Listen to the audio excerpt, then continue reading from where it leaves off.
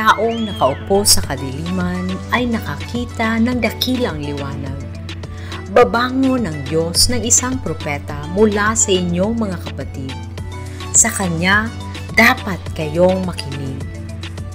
Dapat nating bigyan ng lubos na atensyon ang Panginoon dahil hindi tulad ng mga eskriba, tinuruan niya sila ng may otoridad na maging ang mga masasamang espiritu ay sumusunod sa Kanya. Dapat tayong maging propetiko na may otoridad ng pagbabahagi ng mensahe. Nais ni Jesus na buksan natin ang ating mga mata upang makita siya, upang makita kung ano ang ginagawa ng Diyos sa Kanya at sa pamamagitan niya. Pinapatawad niya tayo na maging matulungin upang tunay na makinig at tumugon sa Kanya. Kahit na ang maruruming espiritu ng isang tao sa dinagoga ay kinalala si Jesus bilang ang banal na Diyos. Tulungan mo kami, O Panginoon, na buksan ang aming mga mata upang makilala ka at makita ka sa isang bagong paraan at buksan ang aming mga tenga upang makinig sa iyo ng mas malalim. Tulungan mo po kaming maging malinis sa espiritual upang gumaling tulad ng inihalan mo sa lalaking yun.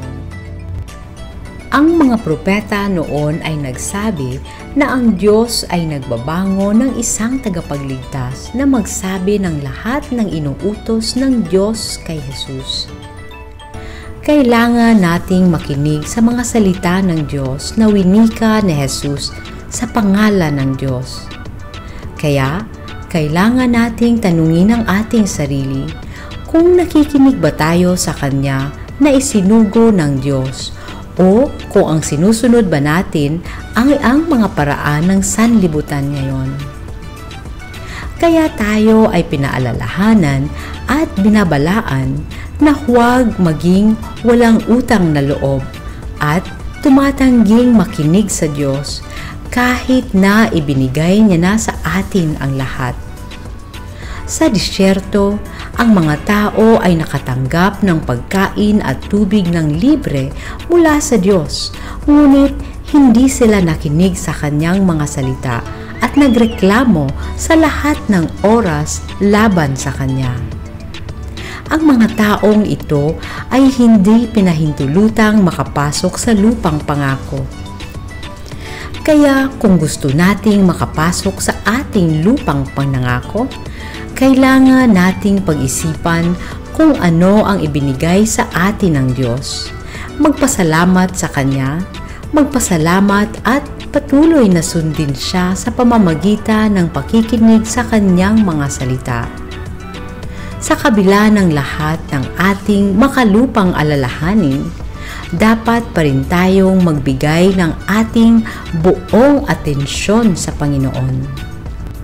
Kinikilala ba natin si Jesus bilang ang banal na Diyos? Kinikilala ba natin ang Kanyang otoridad bilang isang mahusay na guro at isang mahusay na manggagamot? O masyado na ba tayong abala sa lahat ng pasanin at alalahanin ng ating munting buhay sa mundo na walang bahagi si Jesus sa ating mga plano? Huminto tayo at makinig kay Jesus. Anya, manahimik ka at kilalanin mo na ako ang Diyos. Kaya't maglaan tayo ng panahon upang huminto at pag-isipan ang sinabi niya sa atin. Kung sino siya at kung sino siya sa buhay natin. Tinatanggap ba natin siya bilang una sa ating buhay, bilang sandigan, ang Alpha at ang Omega? Maglaan ng panahon para magmuni-muni, makinig at sumunod sa Kanya. O Jesus, salamat sa pagtawag at pagmamahal mo sa amin. Ipinakita mo ang iyong kapangyarihan laban sa masasamang espiritu. Tulungan mo po kami sa Panginoon na pagalingin mo kami at palayain kami sa pag-aalipin ng kasalanan at kasamaan upang kami ay tunay na maging matulungin at makinig sa iyo. Gawin mo kaming mabubuting katiwala ng iba't ibang mga biyaya ng Diyos upang maglingkod sa isa't isa. Manalangin tayo. O Panginoon, isinugo mo kaming lahat upang dalhin ang mabuting balita sa iba, sa mga nasa kadiliman pa rin.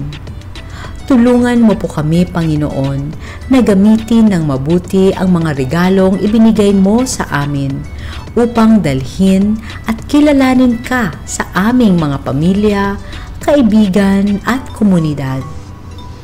Ipadala niyo po ang banal na Espiritu upang punuin kami ng lakas ng loob, upang makinig at sumunod sa iyo. Amen.